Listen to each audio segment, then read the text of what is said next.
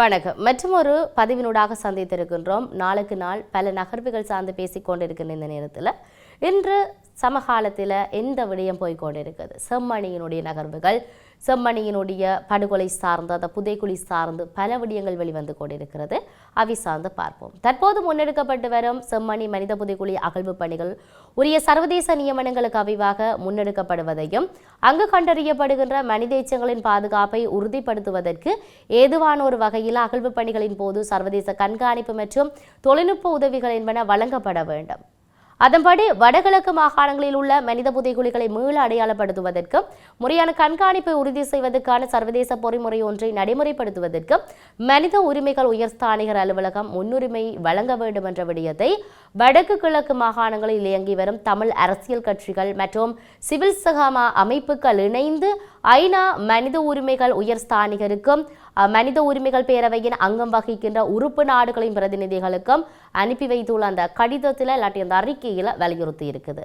தமிழ் அரசியல் கட்சிகள் சார்பில் தமிழ் தேசிய மக்கள் முன்னணியின் தலைவரும் நாடாளுமன்ற உறுப்பினருமான கச்சிந்திரகுமார் பொன்னம்பலம், ஜனநாயக தமிழ் தேசிய கூட்டணியின் தலைவரும் டெலோவின் தலைவருமான செல்வம் அடைக்கலநாதன், ஜனநாயக தமிழ் தேசிய கூட்டணியின் இணைத் தலைவரும் ஃபிளட் தலைவருமான தர்மலிங்கம் சித்தார்த்தன், தமிழ் தேசிய பசுமை இயக்கத்தின் தலைவர் ஐங்கரநேசன், ஜனநாயக தமிழ் தேசிய கூட்டணியின் இணைத் தலைவரும் ஈழமக்கள் புரட்சிகர விடுதலை முன்னணியின் தலைவருமான சுரேஷ் பிரேமச்சந்திரன், தமிழ் தேசிய கட்சியின் தலைவர் என் ஸ்ரீகாந்தா, ஜனநாயக தமிழரசு கட்சியின் தலைவர் KV தவராசா, தமிழ் தேசிய மக்கள் முன்னணியின் பொதுச் செயலாளர் கச்சேந்திரன் மற்றும் முன்னாள் நாடாளுமன்ற உறுப்பினர் சந்திரகுமார் ஆகியோரும் அந்த தலைவர்கள் 11 பேரும் 115 சிவில் சமூக அமைப்புகளும் இணைந்து இந்த கூட்டு கடிதத்தில் மேலும் பல விடயங்களை சொல்லி இருக்கிறது.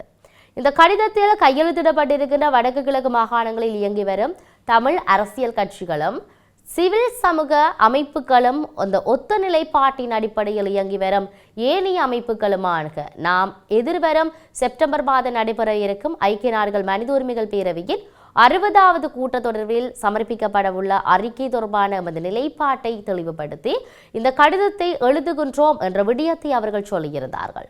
இலங்கையில் இடம்பெற்ற இன அழிப்பு, போர்க்குற்றங்கள் மற்றும் மனித குலத்துக்கு எதிரான மீறல்கள் தொடர்பில் பொறுப்பு கூறலை உறுதிப்படுத்துவதற்கு அவசியமான வலுவான நடவடிக்கைகளை முன்னெடுக்குமாறு கோரியும் ஐக்கிய நாடுகள் மனித உரிமைகள் பேரவையின் மற்றும் மனித உரிமைகள் உயர்ஸ்தானிகர் அலுவலகம் என்பன இலங்கை விவகாரத்தை ஐக்கிய நாடுகள் பொதுச்சபை, ஐக்கிய நாடுகள் பாதுகாப்பு சபை மற்றும் சர்வதேச குற்றவியல் நீதிமன்றம் என்பவற்றுக்கு கொண்டு செல்வதற்கு நடவடிக்கை எடுக்க வேண்டும் என கோரியும் தேர்தல் மூலம் தெரிவு செய்யப்பட்டிருக்கின்ற தமிழ் பிரதிநிதிகள் மற்றும் சிவில் சமூக அமைப்புகள் இணைந்து 2021 ஆண்டு ஜனவரி மாதம் 15ஆம் தேதி ஐநா மனித உரிமைகள் பேரவையில் அங்கம் வகிக்கின்ற 47 நாடுகளின் பிரதிநிதிகளுக்கும் அனுப்பி வைத்திருந்த அந்த கடிதம் தொடர்பில் மீண்டும் நினைவுபடுத்துகின்றோம் என்ற விடயத்தை அவர்கள் சொல்லுகிறார்கள். இலங்கையில் 2009ஆம் ஆண்டு மே மாதம் நடைபெற்ற அந்த இறுதிக்கட்ட யுத்தத்தின் போது அதன் பின்னர் இலங்கையில் பொறுப்பு குரலை உறுதிப்படுத்துவதிலும் ஐக்கிய நாடுகள் சபை அடைந்த தோல்வியானது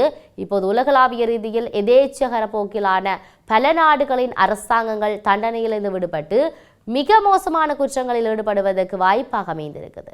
இவ்வாறான பின்னணியில் உங்களிடம் நாம் சில விடயங்களை வலியுறுத்த விரும்புகிறோம். அதன்படி எதிர்வருகின்ற செப்டம்பர் மாதம் நடைபெற இருக்கிற ஐநா மனித உரிமைகள் பேரவையின் 60வது கூட்டத்தொடரின் போது இலங்கையில் யுத்த முடிவுக்கு கொண்டு வரப்பட்ட 16 ஆண்டுகளில் பொறுப்புக்கூறல் செயல்முறையின் குறிப்பிடத்தக்க அளவு முன்னேற்றம் ஏற்படவில்லை என்ற விடயத்தை ஐநா பொதுச்சபை, ஐநா செயலாளர் நாயகம் மற்றும் ஐநா பாதுகாப்பு சபை ஆகியன கட்டமைப்புகள் ஏற்றுக்கொள்ள வேண்டும் என கோரி உறுப்பு நாடுகளில் தீர்மானம் ஒன்று நிறைவேற்றப்பட வேண்டும். அதேபோன்று உள்ளக பொறிமுறையை ஸ்தாபிப்பதற்கான வாய்ப்பையும் நேரத்தையும் நேரடியாகவோ அல்லது மறைமுகமாகவோ இலங்கை அரசாங்கத்துக்கு இலங்கை வழங்கக்கூடிய எந்த ஒரு உள்ளடக்கத்தையும் நாம் முழுமையாக நிராகரிக்கிறோம். குறிப்பாக சுயாதீன குற்றப்பத்திர அல்லது சட்டவாதி அலுவலகத்தை ஸ்தாபிப்பதே இலங்கையின் உள்ளக பொறுப்பு கூறல் பொறிமுறையை நோக்கியதான நகர்வாக அமையும் என சிலர் முன்மொழிந்துள்ளனர். இருப்பினும் இலங்கையின் அரச கட்டமைப்பில் ஆழமாக வேரூண்டி இருக்கிற பொறுப்பு கூறல் செயல்முறையை நிறுவுவதற்கான தன்முறையற்ற நிலையை கையாள்வதற்கு சுயாதீன குற்றப்பத்திர அலுவலகத்தை நிறுவது மாத்திரம் போதுமானது அன்று. அதேபோல ஐக்கிய நாடுகள் மனித உரிமைகள் உயர்ஸ்தானிகர் அலுவலக அதிகாரிகளால் முன்னெடுக்கப்பட்டு வரும் இலங்கை பொறுப்புக்கூறல் செயற்திட்டத்தின் நடவடிக்கைகள் பாராட்டுக்குரியவை என்பதோடு வழங்கப்பட்டிருக்கின்ற ஆணையை மேலும் கால நீடிப்பு செய்வதில் தமக்கு எந்தவித ஆட்சேபனையும் இல்லை. இருப்பினும் அந்த கால நீடிப்பானது குறித்து வரையறுக்கப்பட்ட காலப்பகுதிகளானதாகவும் இலங்கையை ஐநா பொதுச்சபை, ஐநா பாதுகாப்பு சபை மற்றும் சர்வதேச குற்றவியல் நீதிமன்றம் ஆகிய கட்டமைப்புகள் முன்னிலையில் பாரப்படுத்த வேண்டும் என்ற விடயத்தையும் உள்ளடக்கியதாக அமைய வேண்டும். அடுத்ததாக தற்போது முன்னெடுக்கப்பட்டு வருகின்ற செம்மணி புதைக்குழி அகழ்வு பணிகள் உரிய சர்வதேச நியமனங்களுக்கு அமைவாக முன்னெடுக்கப்படுவதையும் அங்கு கண்டறியப்பட மனித எச்சங்களின் பாதுகாப்பையும் உறுதிப்படுத்துவதற்கு ஏதுவான வகையில் அகழ்வுகளின் போது சர்வதேச கண்காணிப்பு மற்றும் தொழில்நுட்ப உதவிகள் என்பன வழங்கப்பட வேண்டும். வடக்கு கிழக்கு மாகாணங்களில் உள்ள மனித புதைகுழிகளை மீள அடையாளப்படுத்துவதற்கும் முறையான கண்காணிப்பை உறுதிப்படுத்துவதற்குமான சர்வதேச பொறிமுறை ஒன்றை நடைமுறைப்படுத்துவதற்கும் மனித உரிமைகள் உயர்ஸ்தானிகர் அலுவலகம் அதிக முன்னுரிமை வழங்க வேண்டும் என்ற விடயத்தை தொடர்ச்சியாக முன்னிறுத்தி கொண்டிருக்கின்றார்கள். அது சார்ந்தான அழுத்தங்களை மேலும் மேலும் கொடுத்து கொண்டிருக்கின்றார்கள். உண்மை. ஆகவே தொடர்ச்சியாக இவ்வாறான அழுத்தங்கள் கொடுத்து கொண்டிருப்பதை நாங்கள் அவதானிக்கின்ற பொழுது இன்றைய தினம் செம்மணியில் சான்று பொருட்கள் காட்சிப்படுத்தப்பட்டிருக்கிறது. அதனுடைய நகர்வுகளும் செல்லுகின்றது.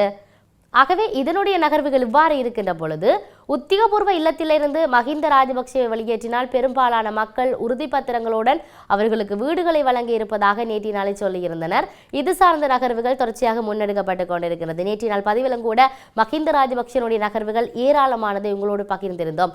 இப்பொழுது இருக்கக்கூடிய மிகப்பெரிய கேள்வி என்னவென்று சொன்னால், செம்மணியினுடைய நகர்வு சார்ந்து சோமரத்ன ராஜபக்ஷ தன்னுடைய வாக்குமூலத்தை வழங்குவதற்காக இதற்கு எதிரான சாட்சிகளை நான் வழங்கப் போகின்றேன் என்ற விடயத்துக்கு அவர் முன் வந்திருக்கிறார். இப்ப இருக்கக்கூடிய மிகப்பெரிய கேள்வி என்னென்னால், இந்த வாக்குமூலம் வழங்கப்பட்டால் யாருக்கு இது மிகப்பெரிய பாதிப்பாக இருக்கும் என்ற கேள்வி இருக்கின்ற பொழுது மக்கள் மத்தியில கொஞ்சம் காரசாரமாக பேசப்படுகின்ற ஒரு விடயம் மஹிந்த ராஜபக்சேவனுடைய அரசு சார்ந்தும் கோட்டாபய ராஜபக்சேவனுடைய நிலைப்பாடு சார்ந்தும் இருக்கிறது. இங்க மஹிந்த கோட்டாவினுடைய கதறல்கள் இல்லை என்று சொன்னால் அவர்கள் அச்சத்தில் நடுங்குகின்ற இல்லாட்டி பதற்றத்தில் அவர்கள் இருக்கின்ற ஒரு நிலைப்பாட்டை நாம் பார்க்கக்கூடியதாக இருக்கிறது. சமூக வலைத்தளத்தில் அதிகளவிலான பதிவுகளுடைய பகிர்வுகள் என்பது ஏராளமாக முன்வைக்கப்படுகிறது. இது இவ்வாறு இருக்க கோட்டா மஹிந்த ஒரு அச்ச நிலையில் இருக்கின்றார்கள், இல்லாட்டி அவர்கள் மீதான சட்ட நடவடிக்கை ஏதோ ஒரு விதத்தில் பாயும் என்று மக்கள் சொல்லுகின்ற அந்த விமர்சனங்களும் அந்த கருத்தாடல்களும் ரணில் மீதான ஏதோ ஒரு வகையிலான தாக்கத்தை ஏற்படுத்தும் என்பது சற்று சிந்திக்கக்கூடிய வகையில் இருக்கு என்று பலரும் பலவிதமான இன்னும் ஒரு விமர்சனத்தை முன்வைக்கின்றார்கள். ஆகவே தற்பொழுது தேசிய மக்கள் சக்தி அனுரவினுடைய ஆட்சியில் செம்மணியினுடைய நகர்வு மீண்டும் அது சார்ந்தான விசாரணைகள் முன்னேற்றகரமான பாதையில் சென்று கொண்டிருக்கின்ற பொழுது இதனுடைய தாக்கம் கடந்த காலத்தில் ஆட்சியில் இருந்தவர்கள் மீது என்கின்ற ஒரு நிலைப்பாடு இருக்கிறது. ஆகவே செம்மணியினுடைய வழக்கு சார்ந்து விசாரிக்கப்படுகின்ற பொழுது கடந்த காலங்களில் ஜனாதிபதியாக இருந்தவர்களுடைய பல பேருடைய முகங்கள் வெளிச்சத்துக்கு வரப்போகிற பின்னணி எல்லாம் இருக்கிறது. நாம் பொறுத்திருந்து பார்ப்போம் இதனுடைய நகர்வுகள் எப்படி போகுது என்பதை மற்றொரு பதிவினூடாக சந்திப்போம். வணக்கம்.